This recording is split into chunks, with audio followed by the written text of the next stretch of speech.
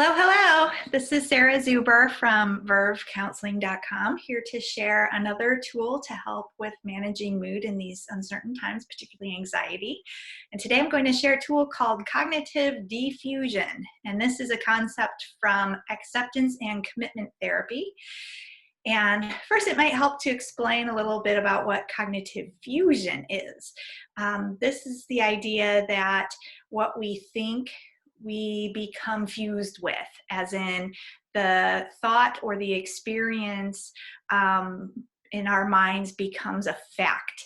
So, for example, the experience of a rapid heart rate or rapid breathing, you might think, I'm having a heart attack, oh my gosh, I'm going to die. And so you associate those two experiences together, and that gives you intense anxiety and panic.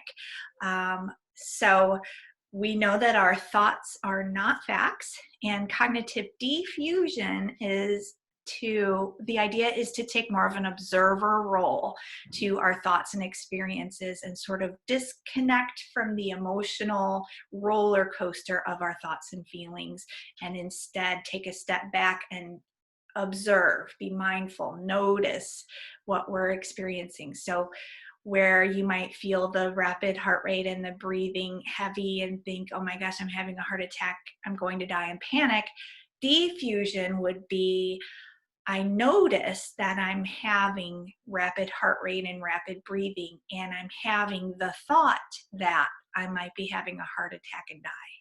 Do you see the difference between those two? I am having a heart attack and I'm going to die, and I feel panic. I notice that I'm having the experience of rapid heart rate, increased breathing, and the thought that I might be having a heart attack and die. It's taking more of an observer role, like you're watching what's happening and narrating it. So let me give you another example.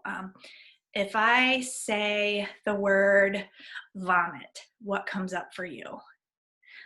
I have a reaction to that word, and I wonder if there are others that do as well. You might think of the experience of what it's like to vomit, what it looks like, what it smells like, what it feels like, and have a reaction of ugh.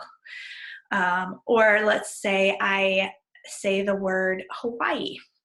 You might have memories of your experiences on beaches, or like warm breezes that smell like ocean, or the sound of ocean waves, and you might feel a sense of peace.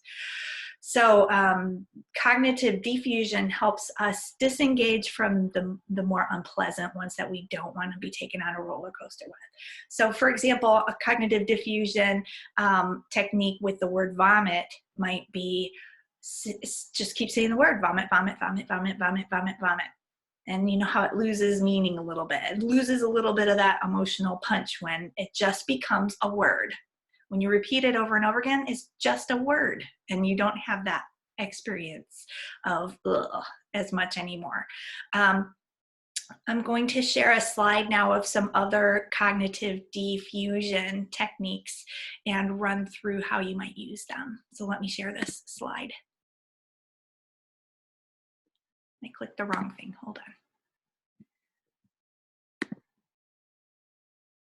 Share screen.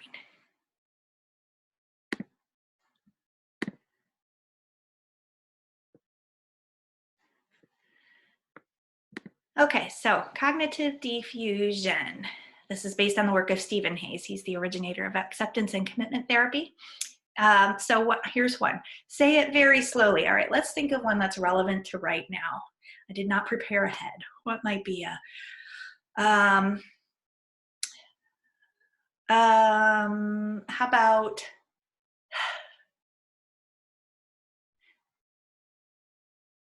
the virus is in the air? The virus is in the air, and I might catch it. Okay, so say it very slowly. This is a way to take the emotion out of it and recognize it as just words. So the virus is in the air and I might catch it. Say it in a different voice. This might be like cartoon character or somebody else that has like a really pronounced voice. Who, let me think of it. I just thought of, or just make up a voice. The virus is in the air and I might catch it. Create a song, all right, or use an existing song. Like I always go to Old MacDonald. The virus is in the air and I might catch it. Stick your tongue between your teeth and say the thoughts.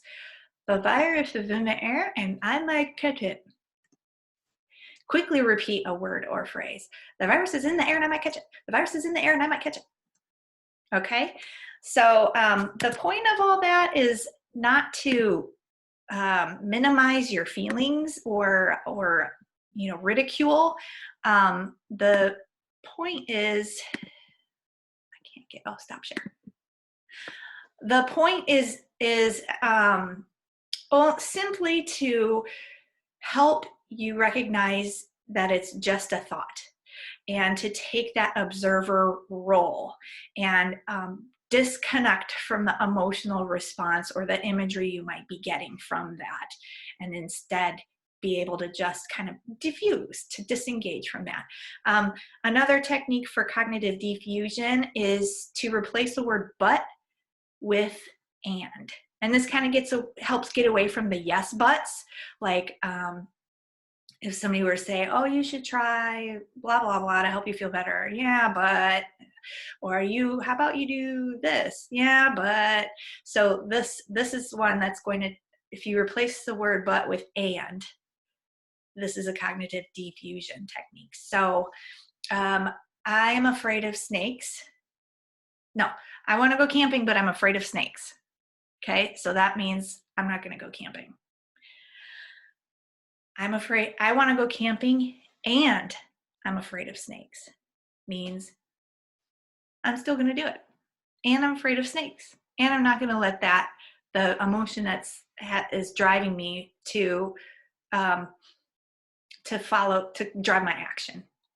So practice, notice when you're doing the buts and see if you can replace it with an and how does that change the way you respond to that phrase? How does that change your anxiety or your emotion with relation to that topic? So yeah, that would be my homework to use, just to choose one of those things to try and practice and try it on for size and see if it works for you. And thank you for joining me. Have a great day.